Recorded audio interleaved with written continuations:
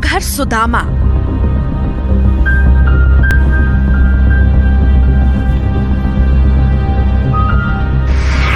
चरण धोए मामा,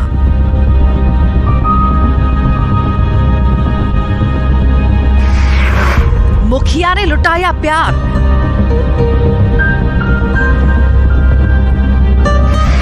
वही आंसुओं की धार।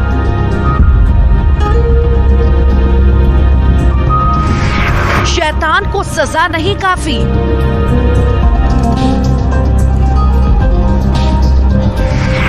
खुद सीएम ने मांगी माफी।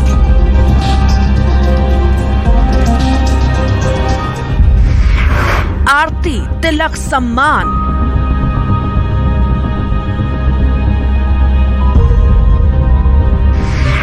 जैसे भक्त और भगवान।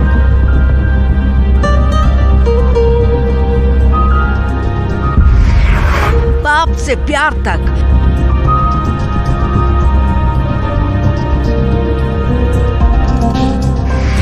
अपमान से आभार तक,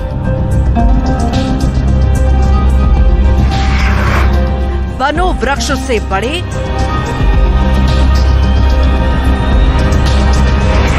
शिवराज साथ हैं खड़े।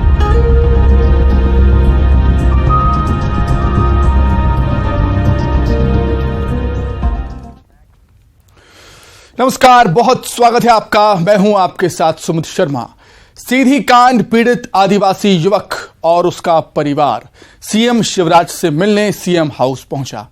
सीएम शिवराज सिंह चौहान ने आदिवासी का हाथ पकड़कर उसे भीतर ले गए, कुर्सी पर बैठाया, पांव धोए, आरती उतारी, तिलक लगाया, शॉल उड़ाकर शिवराज ने उसका सम्मान भी किया। सीएम ने कहा कि इस घटना से बेहद दुखी हूं, मैं आपसे माफी मांगता हूं। आप जैसे लोग मेरे लिए भगवान जैसे हैं।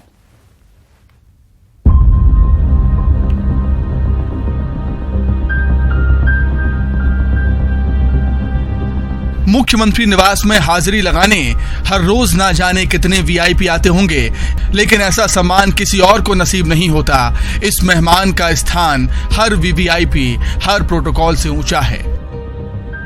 देखिए जरा, प्रदेश के मुखिया खुद चरण पखार रहे हैं, फूलों का हार, आरती उतार रहे हैं। आगवानी के लिए मामा खुद आए, हाथ थामे खुद साथ ले गए। सीधी कांड का पीड़ित आदिवासी युवक और उसका परिवार जब सीएम शिवराज से मिलने पहुंचा तो सीएम का वो सरल, सहज, संवेदनशील रूप नजर आया, जिसकी मिसाल शायद ही कहीं देखने को मिले। पैर धोए, पानी माथे से लगाया ताकि मेरी व्यथा और दर्द कम हो सके। मन में जो पीड़ा थी उस पीड़ा को मैं कम कर सकूं।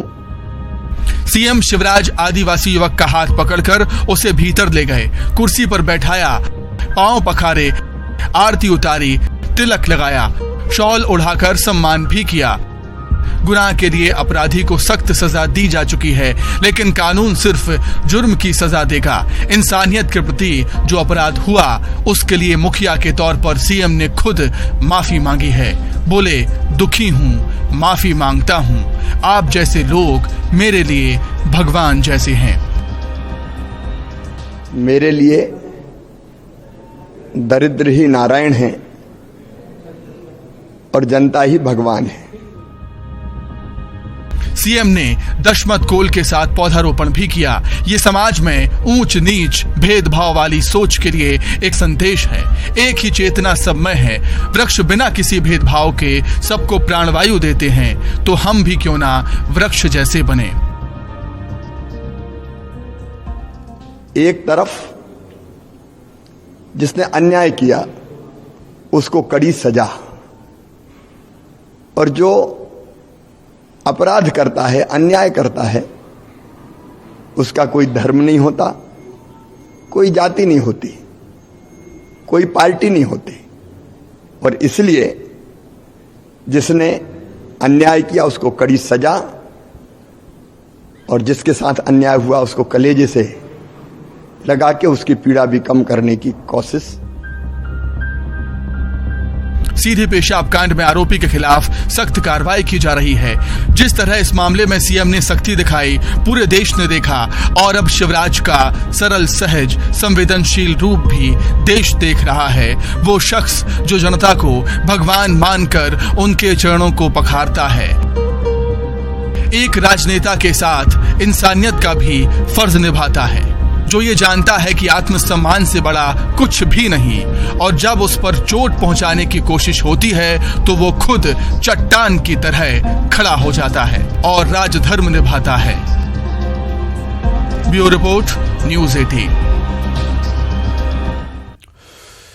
प्रधानमंत्री नरेंद्र मोदी के रायपुर दौरे की तैयारियां अंतिम चरणों में हैं। बीजेपी प्रदेश प्रभारी ओम माथुर के साथ पूर्व सीएम रमन सिंह, प्रदेश अध्यक्ष अरुण साव समेत पार्टी के बड़े नेताओं ने साइंस कॉलेज मैदान में तैयारियों का जायजा लिया। बीजेपी ने दावा किया कि प्रधानमंत्री की रायपुर में होने वाली सभा ऐतिहासिक होगी और इसमें प्रदेश भर से लोग शामिल होंगे।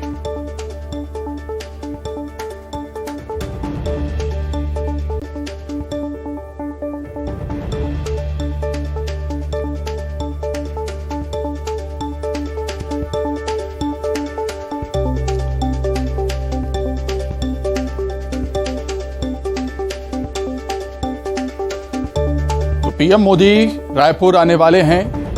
कल एक बड़ी जनसभा को संबोधित प्रधानमंत्री मोदी करेंगे। मिनट टू मिनट कार्यक्रम उनका आप ग्राफिक्स के माध्यम से देख सकते हैं कि कब कब पीएम मोदी कहां कहां होंगे। कई परियोजनाओं का शिलान्यास भी पीएम मोदी करने वाले हैं। 11:30 बजे आम सभा को संबोधित करेंगे प्रधानमंत्री नरेंद्र मोदी। तो पीएम मोदी कल छत्तीसगढ़ के दौरे पर आने वाले हैं। प्रधानमंत्री यहां 3 नेशनल हाईवे परियोजनाओं का शिलान्यास करेंगे। ये 6 लेन रायपुर विशाखापट्टनम कॉरिडोर के छत्तीसगढ़ सेक्शन का हिस्सा है। ये हाईवे सफर को तो आसान बनाएगा ही, वाइल्ड लाइफ की सुरक्षा के लिए पीएम मोदी का जो विजन है उस विजन का भी इसमें ध्यान रखा गया है। इस हाईवे परियोजनाओं में 2.8 किलोमीटर का टनल बनाया गया है, जिसमें 27 एनिमल पास और 17 मंकी कैनपी बनाए गए हैं। Udanti wild life sanctuary area में वन्य जीवों के सुरक्षित मूवमेंट के लिए यह पहल की गई और ऐसी और भी कई परियोजनाएं हैं जिसमें वन्य जीवों की सुरक्षा के लिए एलिवेटेड कॉरिडोर टनल बनाए गए।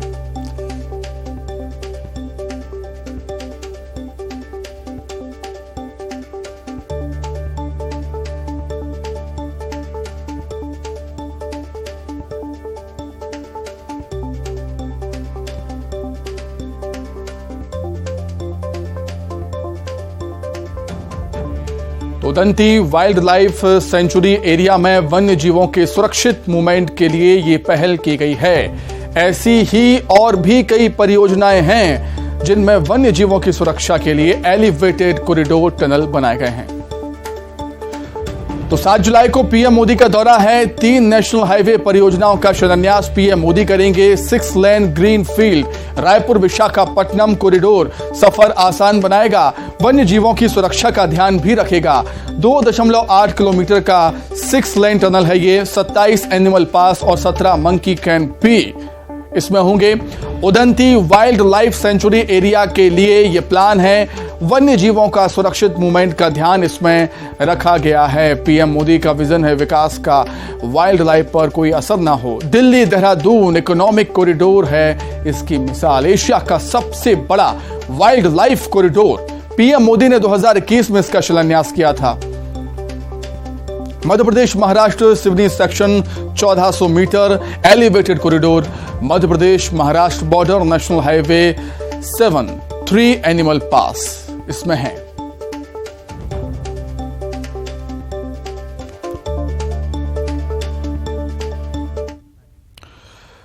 तो प्रधानमंत्री मोदी के रायपुर दौरे की तैयारी अंतिम चरणों में है। बीजेपी प्रदेश प्रभारी ओम माथुर के साथ पूर्व सीएम डॉक्टर रमन सिंह, प्रदेश अध्यक्ष अरुण साव समेत पार्टी के बड़े नेताओं ने साइंस कॉलेज मैदान में तैयारियों का जायजा लिया। बीजेपी ने दावा किया है कि प्रधानमंत्री की रायपुर में होने वाली सभा ऐतिहासिक होगी और इसमें प्रदेश भर से लोग शामिल होंगे।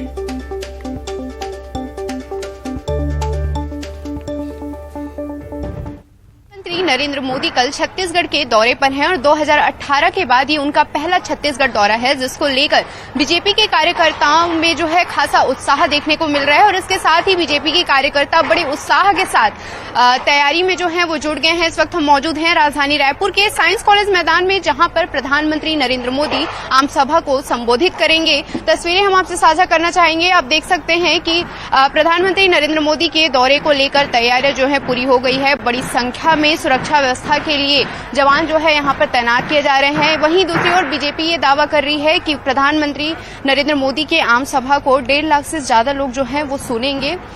और इसके साथ ही लगातार बीजेपी नेताओं का निरीक्षण के लिए साइंस कॉलेज मैदान में आने का जो दौर है वो जारी है। बड़ी संख्या में सुरक्षा व्यवस्था को लेकर जवान जो है यहां पर तैनात किए गए हैं। वहीं आज प्रधानमंत्री नरेंद्र मोदी के दौरे को लेकर उनके तैयारियों को जो है अंतिम रूप यहां पर दिया जा रहा है। कैमरामैन राजेंद्र सिंह के साथ तनु वर्मा, न्यूज 18 छत्तीसगढ़, रायपुर। आम जनता प्रधानमंत्री जी को सुनना चाहती है और प्रधानमंत्री जी के प्रति जो आकर्षण है देश में, वो छत्तीसगढ़ में सबसे ज्यादा दिख रहा है। कल इस देश के यशस्वी प्रधानमंत्री और दुनिया के हमारे पॉपुलर नेता, वैश्विक नेता नरेंद्र मोदी जी आ रहे हैं। पूरे 90 विधानसभा से लोग यहाँ पर आएंगे और आकर के इस विजय संकल्प रैली में भाग लेंगे। कार्यकर्ताओं में काफी उत्साह है और आने के बाद में और उत्साह में वृद्धि होगी। 23 का चुनाव हमारे सामने में है और मुझे लगता है कि आने वाले समय में इसका बहुत अहमियत रहेगी इस सभा का और कार्यकर्ता रिचार्ज होंगे। निश्चित रूप से सरकार बनेगी, कार्यकर्ताओं ने ये ठान लिया है। ताकत के साथ में भारतीय जनता पार्टी का कार्यकर्ता मोदी जी के स्वागत के लिए और जनता को लाने के लिए पूरी ताकत से जुटा हुआ है और जनता में भी उत्साह है, क्योंकि भूपेश बघेल जी ने 4.5 साल में प्रधानमंत्री जी को नहीं बुलाया। अब प्रधानमंत्री जी चुनावी सभा के लिए आ रहे हैं और लगभग 7,000 करोड़ से ज्यादा की सौगात छत्तीसगढ़ को दे रहे हैं और इसलिए मोदी जी को यहाँ का जनता सुनना चाहती है, देखना चाहती है। और हम सबका सौभाग्य है कि मोदी जी छत्तीसगढ़ की राजधानी रायपुर से आगाज कर रहे हैं और ये आगाज परिणाम में परिवर्तित होगा और 2023 में भारतीय जनता पार्टी की सरकार बनेगी और 2024 में मोदी जी फिर से प्रधानमंत्री बनेंगे।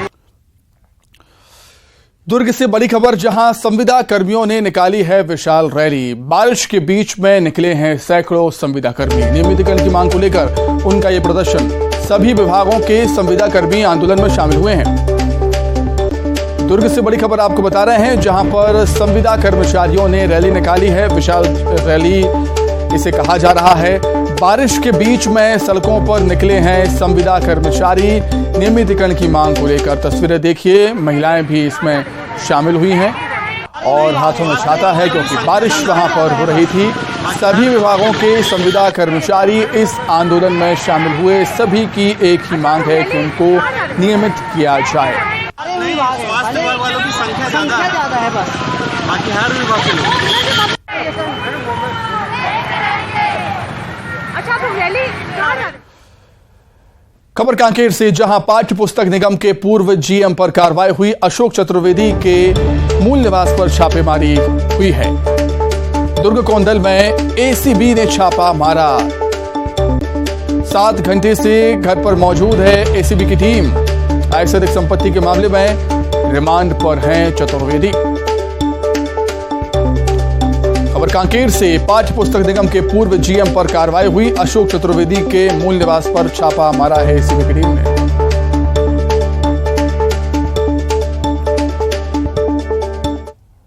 आइए सीधे रायपुर का रुख करेंगे, जहां पर कैबिनेट की बैठक के बाद मोहम्मद अकबर मीडिया से बातचीत कर रहे हैं।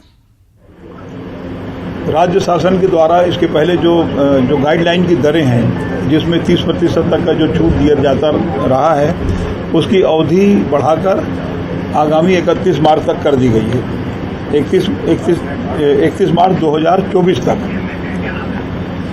बेमेतरा जिले में जो बिरनपुर में घटना घटित हुई थी, तो संबंधित परिवार को शासकीय नौकरी देने के बारे में माननीय मुख्यमंत्री जी की घोषणा थी, तो उसके बारे में निर्णय हुआ है कि वो नियुक्ति उनको आवेदन आने पर प्राप्त कर दिया जाए, प्रदान कर दिया जाए। नौकरी दी जाएगी। हाँ, उनकी घोषणा थी, मुख्यमंत्री जी घोषणा किए थे जिस समय ये घटना घटित हुई थी। और महिलाओं के सशक्तिकरण के लिए औद्योगिक नीति में संशोधन हुआ है 2023 में।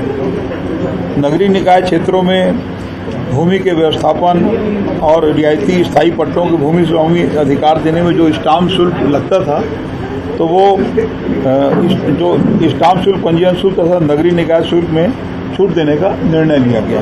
वो अलग अलग स्लैब है उसका। सार्वजनिक वितरण प्रणाली में जो राशन दुकानों में शक्कर वितरण किया जाता है, तो वो सहकारी शक्कर कारखाना जो कोऑपरेटिव के अंतर्गत है, उससे खरीदी करके और उसको वितरण किया जाए, इस प्रकार का निर्णय हुआ है। खनिज साधन विभाग में मानचित्रकार और अनुरेखक, खनिज के सिपाही, इनका चयन होकर जो लिस्ट है उसकी अवधि को 1 वर्ष बढ़ाना है, क्योंकि यदि अवधि ना बढ़े तो फिर जितना भी चयन की जो प्रक्रिया है वो लैप्स हो जाएगा। तो 1 वर्ष बढ़ाने का उसमें निर्णय हुआ है। एक महत्वपूर्ण फैसला वन विभाग का भी है। वन विभाग में 2008 के आसपास जो नियुक्ति हुई थी, तो इसी के साथ ही फिलहाल इस बुलेटिन में इतना ही। खबरें लगातार जारी है। नमस्कार।